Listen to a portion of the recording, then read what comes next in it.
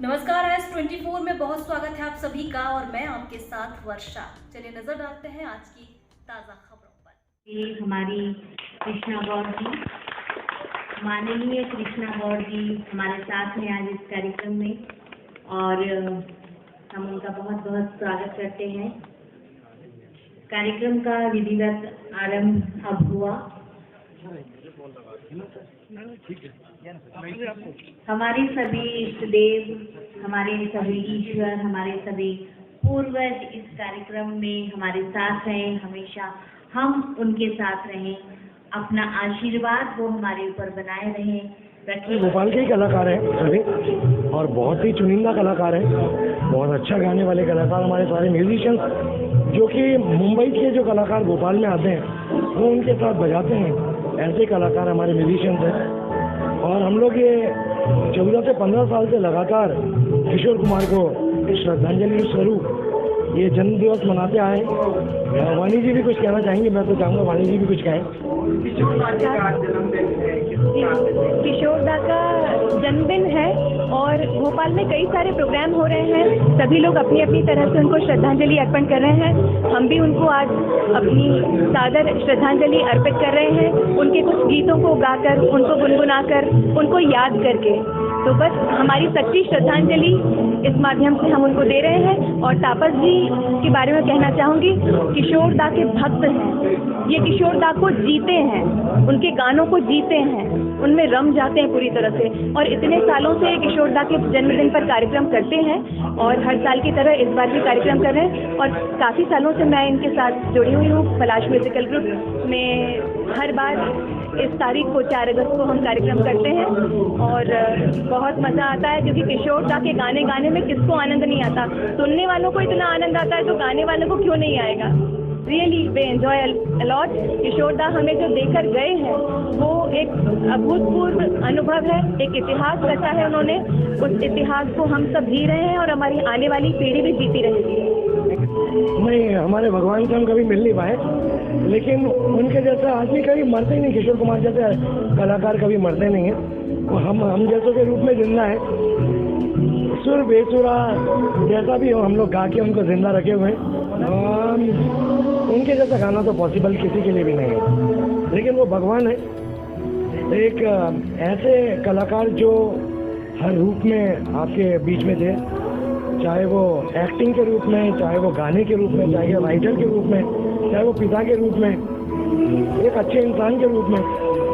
तो हम लोग प्रशासन से एक ही उम्मीद है मेरे को कि उनके घर को हेरिटेज बना दिया जाए, उनके घर को हेरिटेज बना दिया जाए। और उनको वर्तमान में अभी जो स्थिति है उस हिसाब से अगर देखा जाए तो किस प्रकार से देखते हैं इसको? वर्तमान में मैं इसलिए बोलना चाहूँगा कि उनको कम से कम भारत रत्न मिलना चाहिए था। जी, मैं बहुत खुश हूँ और मुझे तापस कुआर जी ने जो मेरे बहुत प्रिय हैं और जो मेरे अंकल हैं, तो उनने मतलब मेरे को यहाँ पर चांस दिया। ये हमारी ग्रुप की बहुत फेवरेट सिंगर है आयुषी, और मेरी तो भांजी लगती है। और आयुषी को एक बार कोई गाना बता दिया जाए वो बहुत अच्छे से तैयार करती है। और किशोर कुमार के गाने के लिए मैंने खास कर आयुषी को बुक किया था कि आयुषी आए और हमारे साथ गाना गाए। बहुत अच्छा लगा, थैंक यू सो मच। और मैं जैसा कि मैं आपको बता रहा था कि उनको भारत रत्न मिलना चाहिए था। एक ऐसे कलाकार थे मध्य प्रदेश के खंडवा जिले के, जिन्होंने इतना नाम किसी ने नहीं कमाया, मेरे ख्याल से तो नहीं कमाया। तो उनको भारत रत्न एक बार मिलना चाहिए था। ये उनके घर की स्थिति बहुत दयनीय है जी। क्या कहना चाहिए? मध्य प्रदेश शासन को एक काम तो करना चाहिए था, उनके घर को हेरिटेज बनाया जाए। ये हमारा निवेदन है उनसे। सर भी आज उनका भी जन्मदिन है, तो एक बार जोरदार ताली इनके लिए बनती। किशोर कुमार के गृह घर से ही हैं, खंडवा से ही, अजय मिश्रा जी। और हमने गए थे, हमारे घर गए हम, तो वहाँ पर स्थिति देखी का घर बहुत खंडर में तब्दील हो रहा है। इस प्रकार से देखते हैं। देखिए, किशोर दा का जो सवाल है, खंडवा का हर शख्स उनको दिलो जान से मोहब्बत करता है, उनको अपने परिवार का सदस्य मानता है। और ये खंडवा की बात बता रहा हूँ, लेकिन अंतर्राष्ट्रीय पटल पर जहाँ जहाँ पर उनकी आवाज़ गूंजी है, हर कोई उनका दीवाना बन गया है। और गायकी के मामले में अगर देखें, फिल्मी जगत में 8 जो है फिल्म फेयर अवार्ड उनके द्वारा लिए गए हैं, और 25 जो उनके सॉन्ग्स हैं वो फिल्म फेयर अवार्ड के लिए नॉमिनेट हुए थे। और उनके हर गाए हुए गीत पे ये निर्णय करना बड़ा मुश्किल होता है कि कौन सा गाना श्रेष्ठ है। और रफ़ी साहब हों, वो भी उनको उतना सम्मान देते थे और किशोर दा जो है उनको रफ़ी साहब को उतना सम्मान देते थे। भीमसेन जोशी जी ने भी कहा था कि ये इतना अच्छा गाते हैं, अगर ये क्लासिकल गाते तो हम लोगों के लिए मुश्किल हो जाती। अच्छा हुआ इन्हें क्लासिकल नहीं सीखा। लता जी ने कहा था कि ये जो है ऊपर वाले ने इनको संगीत सिखा के भेजा है, यहाँ पर इनको सीखने की ज़रूरत नहीं है। तो ऐसा व्यक्तित्व जो हर दिल में बसा है और सदाबहार है और बना रहेगा, यही मेरा कहना।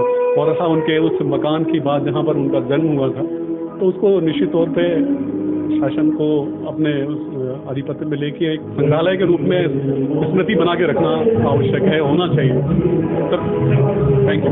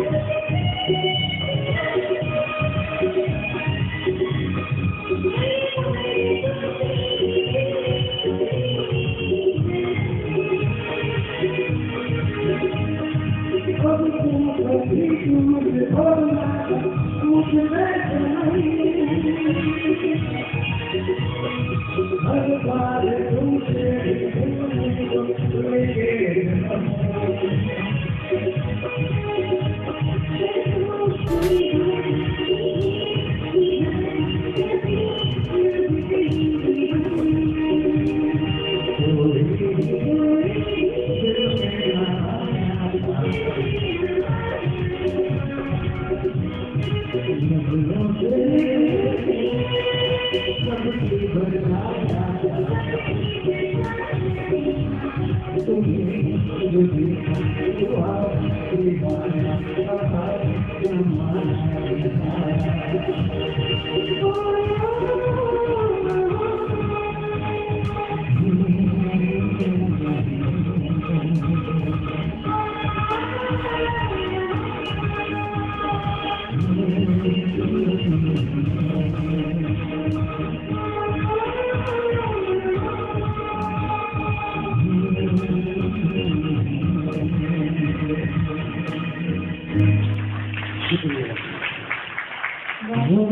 का स्वागत हमारी कृष्णा जी यहाँ पर पहुँच चुके हैं। हमारी सबसे प्यारी विधायिका जोरदार ताली से मैं मंच को बनाना चाहूँगा।